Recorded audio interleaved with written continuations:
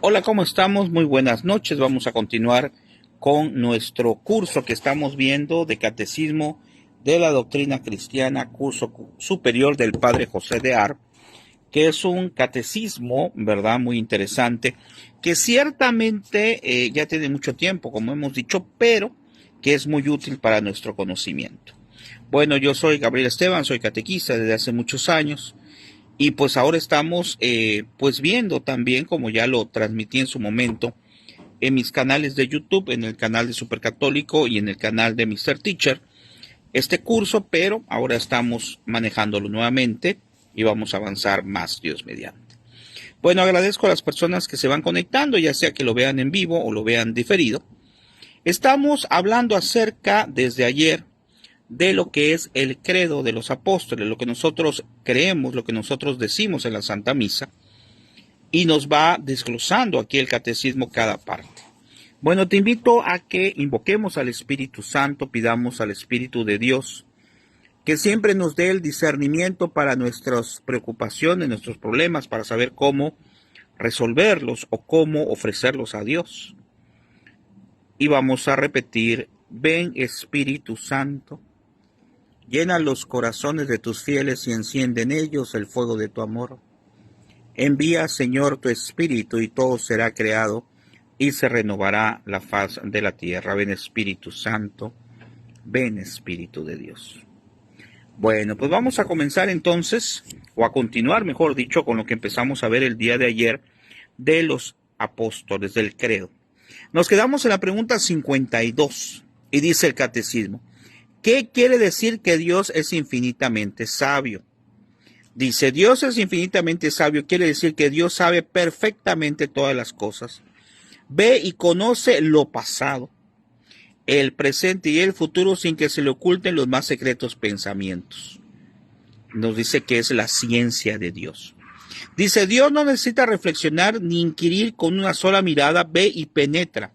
No solamente todo lo que en realidad existe, lo que fue o será, sino también todo lo que puede existir o existiría dadas ciertas condiciones. Y nos dice en Eclesiásticos, los ojos del Señor son mucho más luminosos que el sol y ven hasta los más recónditos senos del corazón humano. Ejemplo, las profecías que están en las Sagradas Escrituras. Muy bien, ahora analicemos algo que es muy importante. Nos dice aquí que Dios es infinitamente sabio. Él conoce absolutamente todas las cosas. Y vean qué interesante, ahorita viene a mi recuerdo un libro que en un convento compré, donde redacta lo que va a ser el juicio particular, y lo tomó de ese libro de las Sagradas Escrituras, también de algunos relatos de algunos santos. Y decía que cuando nosotros nos llame el Señor, nos vayamos a morir, nos pasemos ya en la presencia de Dios, pues dice que será el juicio particular, porque todo el mundo se espanta por el juicio final, pero no, antes del juicio final, del juicio universal, pues está el particular, porque no vamos a esperar hasta que sea el fin del mundo. Y en ese juicio particular, nos decía ese librito, seremos juzgados por Jesucristo, estará también el demonio, pero solo como testigo de qué fue lo que hizo, la parte acusadora, estará María Santísima como nuestra defensora, y Jesucristo va a ser precisamente el que nos va a juzgar, el que dirá el lugar que nos corresponde, el cielo, el infierno. Sabemos que está el purgatorio, pero es un lugar temporal, sino que el lugar eterno o es el cielo o es el infierno. Y el librito, asociando lo que estoy mencionando ahorita de que es infinitamente sabio, dice el librito que nosotros veremos pasar nuestra vida con los ojos de Dios. Y entonces uno dice, ¿cómo que con los ojos de Dios? Y ese librito muy interesante, que tristemente no sé dónde quedó, decía que Dios tiene el poder de pasar el tiempo en nuestra vista rapidísimo, es decir, vamos a ver todo lo que nos ocurrió. También una persona lo explicaba en el canal de María Visión hace mucho tiempo, de que veremos pasar nuestra vida con los ojos de Dios rapidísimo, es decir, todo lo que vivimos y veremos las consecuencias de eso que vivimos. Si yo, por ejemplo, golpeé a alguien, pues voy a ver qué pasó después de golpear a esa persona.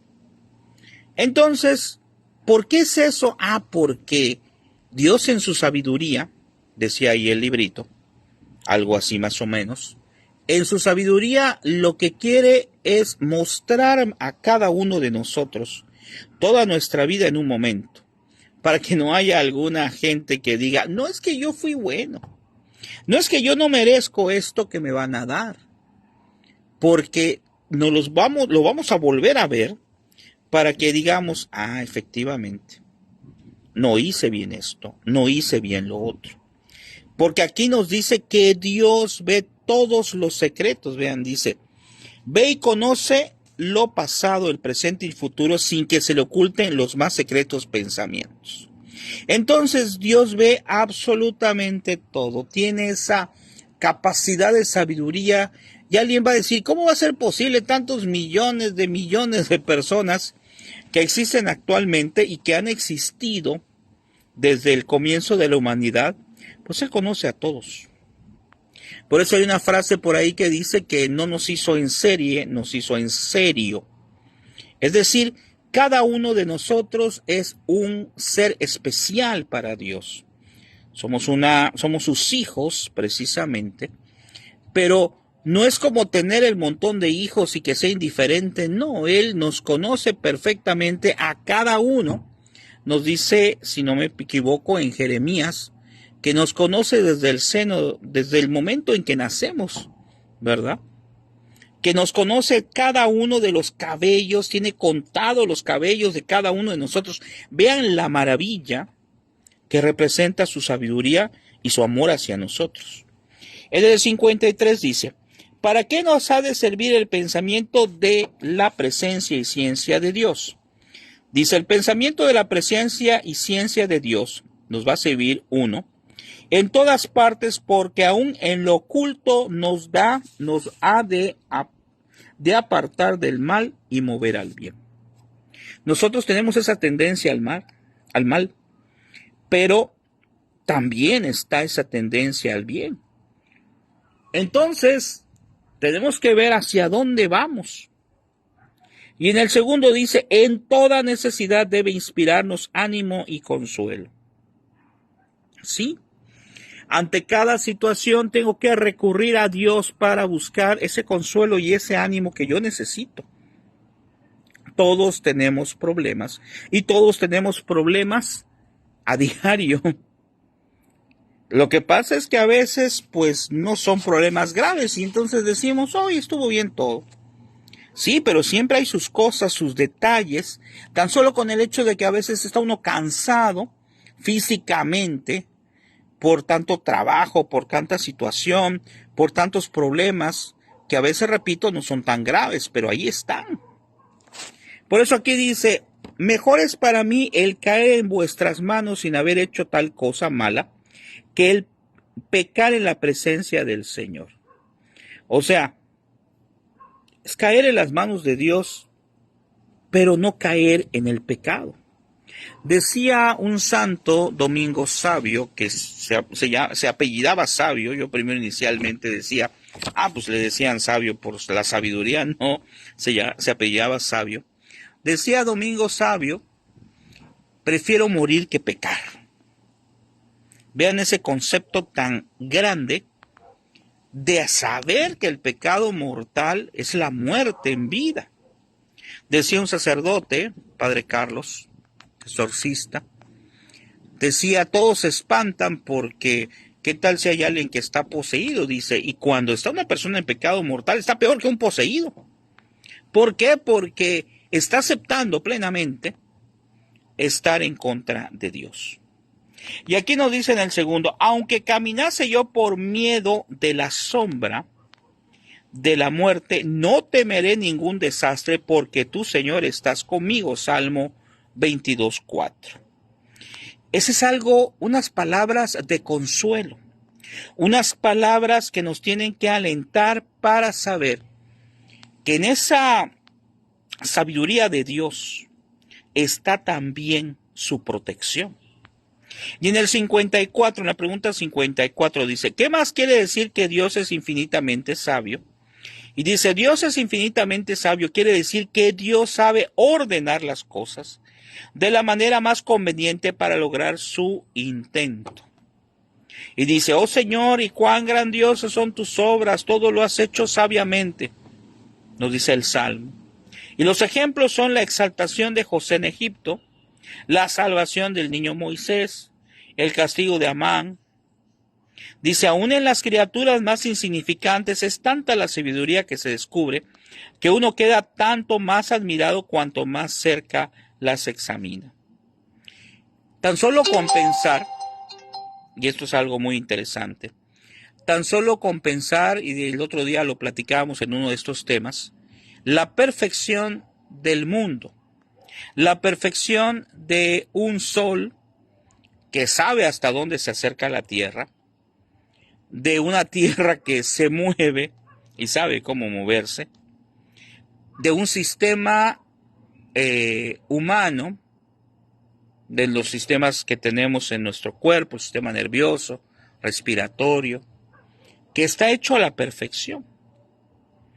Pero alguien podría decir, bueno, pues dice usted que está a la perfección, pues si yo conozco a alguien que nació mal, que nació con alguna enfermedad, con alguna discapacidad. Pero la palabra también nos dice algo, nos dice en un ejemplo Jesús, en un pasaje bíblico, que pues no, esas personas que están así es porque sean castigadas, ¿verdad?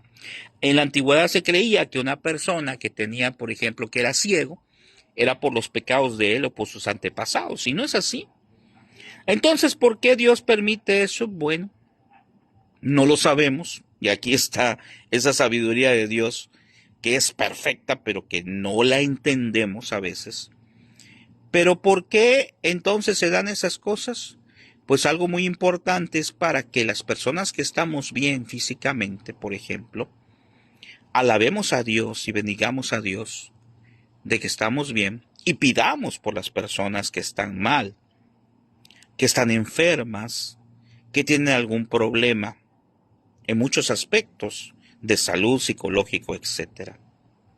En el 55 dice, ¿qué quiere decir que Dios es todopoderoso? Dice, Dios es todopoderoso, quiere decir que Dios, por su sola voluntad, puede hacer cuanto en sí realizable. Tiene todo el poder de hacer todo. Absolutamente todo, pero sabe cuándo hay que hacerlo y cómo hay que hacerlo, por la misma sabiduría que hablamos hace rato. Por ejemplo, Él, en el momento de morir en la cruz, Jesucristo, podía haberse liberado. Dice la palabra ahí que podía haber llegado un ejército de ángeles y haberlo liberado. Claro, porque tenía el poder de hacer eso y más. Pero ¿por qué no lo hizo? Porque tenía que cumplir una misión que le había dado Dios Padre. Entonces, por eso no lo hizo, porque tenía que hacer la salvación del mundo. No quiere decir que no hubiera tenido el poder, claro que lo tiene, sino que no lo usó porque su sabiduría le hizo ver humanamente, porque Dios, Jesucristo es hombre y es Dios, le hizo ver que tenía que hacerlo. Por eso la frase tan conocida cuando dijo Jesús a Dios Padre, aparta de mí este cáliz, pero que se haga tu voluntad y no la mía. Se antepuso la sabiduría y la obediencia antes que el poder que él tenía, que él tiene. Dice, para Dios nada es imposible, está en Lucas 1:37. Todas cuantas cosas quiso ha hecho el Señor, así en el cielo como en la tierra, en el mar y en todos los abismos. Ejemplos, la creación, las maravillas en Egipto, en el desierto. Lo único que Dios no puede ejecutar ni querer es lo que implica pecado o contradicción, por ejemplo, que 2 más 2 no sean 4, o cosas parecidas. Eso está en el Catecismo Romano. Hay una canción muy hermosa de un grupo católico que dice, hay algo que Dios no puede hacer. Y entonces dices tú, oye, pero si me acabas de decir, dice el catecismo, que Dios es todopoderoso, ¿no? Entonces, ¿qué no puede hacer Dios? Y esa canción, de una manera tan hermosa, dice, no sé si la has escuchado, es del grupo católico Son by Four. Hay algo que Dios no puede hacer. Y dice, no puede dejar de amarte. Vean qué poético y qué hermoso y qué difícil de poder asimilarlo, porque si lo asimilamos, nos vamos a dar cuenta que pudiera parecer algo contradictorio. Aquí dice que Dios todo puede y ahora me están diciendo que Dios no puede dejarme de amar. Ciertamente yo siempre he pensado que Dios nos ama tanto que si fuera necesario volvería a morir por nosotros Jesucristo. Que si fuera necesario volvería a morir por uno de nosotros. Porque, como te repito, somos especiales para Él. Dice la número 56. ¿A qué nos ha de mover la fe en la omnipotencia e infinita sabiduría de Dios? Dice, nos ha de mover, número 1, a poner toda nuestra confianza en Dios. ¿Cómo cuesta, hermano? ¿Cómo cuesta poner nuestra confianza en Dios? ¿A poco no? Porque cuando viene el problema, una de dos, o nos desesperamos o buscamos la ayuda humana. Y a veces esa ayuda humana no puede o no llega o no es lo suficiente. Cuando una persona está enferma, lo he vivido yo, no es lo mismo que cuando se enferma incluso un familiar. Nosotros podemos querer mucho a una persona, muchísimo a una persona, pero nunca podremos tener, estoy hablando de una enfermedad grave, ese mismo dolor en nosotros, porque nos cuesta mucho algo que se conoce como la empatía. Pero Dios sí está con nosotros y sufre con nosotros. Luego en el segundo dice, estar contentos con sus divinas disposiciones. ¿Cómo cuesta trabajo ese también? ¿Cómo voy a estar contento por lo que Dios dispone cuando una persona tiene algo grave, una enfermedad familiar? Pero dice la palabra, vean qué interesante, dice, de todo hay que dar gracias a Dios. De todo, qué barbaridad. ¿Cómo le voy a dar gracias a Dios si estoy enfermo? Pues de todo. No porque lo haya mandado, sino porque lo ha permitido. La enfermedad es consecuencia del pecado original, que aunque ciertamente ya no tenemos el pecado original porque ya tenemos el bautismo, pero por ese pecado original iba a ser nuestra vida, si no hubiera habido, pues iba a ser nuestra vida formidable al lado de Dios todo el tiempo. Y dice, no querráis confiar en hijos de hombres, los cuales no tienen en su mano la salud. Dichoso aquel que tiene puesta su esperanza en el Señor, Dios suyo. Está en el Salmo. Dice, expon al Señor tu situación y confía en Él y Él obrará. Bueno, aquí nos trae como ejemplo Tobías, que es formidable, la historia de Job. Pero les decía que el Padre Pío, decía que recemos y ya. Pero ¿cómo que rezar y ya? Sí, recemos y ya se acabó. O sea, no lo decía así con esas palabras, pero recemos y se acabó. Ya no voy a hacer nada más que rezar y esperar. Y decía algo también muy interesante que decía, cuando hagan oración no pidan una cosa, pidan el paquete completo. O sea, pidan todo. ¿Se va a cumplir o no? Pues depende de Dios, de su sabiduría, porque no sabemos qué nos conviene. ¿Qué quiere decir en el 57? Ya nos falta solamente 3. Dice, ¿qué quiere decir que Dios es infinitamente santo? Dice, Dios es infinitamente santo, quiere decir que Dios no quiere ni ama sino lo bueno y que aborrece toda la maldad. Amaste la justicia y aborreciste la iniquidad. Santo, santo, santo el Señor de los ejércitos. Como Dios aborrece infinitamente lo malo, aún el pecado más pequeño es un mal grande para los ojos de Dios. Dios es tan santo, y esto tiene que ser una reflexión para nosotros, porque hay algunas personas que dicen, es que Dios es misericordioso, es bueno. Entonces eso quiere decir que nos vamos a salvar todos, toda la humanidad, así como que fuera paquete completo, ¿no? Pero hay una cosa que se nos olvida. El hecho de no alcanzar la salvación no es porque Él nos haya cerrado la salvación o el cielo. Es porque Él precisamente, como es infinitamente santo, aborrece todo pecado. Entonces, no nos engañemos. No es que Él no sea bueno, no es que no sea misericordioso, sino que si nosotros no cambiamos, entonces no nos salvaremos, pero por causa mía, por causa propia, no porque Él no haya querido salvarnos, porque Él vino a eso. El número 58 dice, ¿qué quiere decir que Dios es infinitamente justo? Dios es infinitamente justo, quiere decir que Dios premia lo bueno y castiga lo malo según los méritos de cada uno. Imagínense que a nosotros, vean qué interesante, nos tocara juzgar como Dios a otras personas. ¿Sí?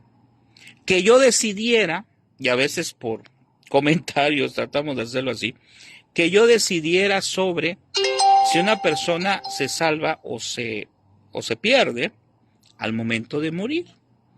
Pues es una cosa muy terrible, o sea, yo no tengo esa capacidad, Dios sí la tiene. Por eso Él es infinitamente justo y va a dar a cada uno lo que nos corresponde, ni más ni menos. Dice, Él ha de pagar a cada uno según sus obras, porque para Dios no hay excepción de personas. Romanos 2, 6 y 11. Ejemplo, el mundo castigado por el diluvio. Noé salvado, Sodoma y Gomorra destruida por el fuego del cielo, por los pecados graves. Sabemos de qué se trata. Lot perdonado, el rico avariento y el pobre Lázaro, en San Lucas 16. Entonces, esta humanidad que cada día está más apegada al pecado, que cada día más quiere hacer las cosas contrarias a Dios. Ahí está en la Biblia las cosas. Luego dice, el premio con que Dios en su infinita bondad recompensa al justo sobrepuja el mérito de las obras buenas. Lo mismo el castigo que la otra vida impone el pecador rebelde es menor que el que merecería por sus malas obras, nos dice en los libros Santo Tomás. La remuneración completa solo se verificará en la eternidad. Aquí hemos de creer en la justicia de Dios, ahí la veremos. Vean qué interesante. Aquí creemos que Dios es justo, pero la vamos a ver ahí, al momento de ser juzgados. Y no es por tener miedo, porque alguien puede decir, no estamos teniendo miedo. No, no es tener miedo. Es que por amor a Él tenemos que hacer, o intentar, porque no es fácil, intentar hacer lo que tengo que hacer. Luego nos dice, si bien es verdad que ni aún en esta vida hay perverso alguno que sea verdaderamente feliz, y ni justo que sea verdaderamente desgraciado. Es decir, en esta vida no podemos saber o tener ni toda la felicidad, ni todo el castigo, y a veces suena o se ve muy terrible, ¿verdad? Puede pasar en nuestra mente, ¿y por qué esa persona que hace cosas malas, que no hace la voluntad de Dios, que no va a misa, por qué le va bien? ¿Y por qué esa otra persona que trata de hacer la voluntad que va de Dios, que va a misa, por qué le va mal? No sabemos. Pero no nos ha de interesar eso. Se hace las cosas de Dios o se busca a Dios, no para que nos vaya bien. Se busca a Dios no para que seamos felices acá, sino para que hagamos lo que tenemos que hacer. que es estar con Dios, que nuestra alma esté tranquila, esté haciendo lo correcto. Por eso hacemos las cosas. Y la última pregunta, ya para que después cerremos con un comentario. Dice en el 59, ¿a qué nos ha de mover la fe en la santidad y justicia de Dios? La fe en la santidad y justicia de Dios nos ha de mover a dos cosas. A un constante anhelo por santificarnos. Y alguien va a decir, pero ¿y quiénes son santos? Los santos tuvieron muchos problemas, fueron igual a nosotros, pero decidieron intentar hacer la voluntad de Dios. Y dos, a un santo temor de ofender a Dios. Esa es la principal causa. La otra vez lo comentaba con una persona. ¿Por qué el mundo está así? ¿Por qué hay tanto problema? ¿Por qué hay tantas cosas terribles en la humanidad? Simple y sencillamente porque se ha perdido el santo temor de Dios. Es decir, no me importa hacer cualquier cosa porque no le temo a Dios.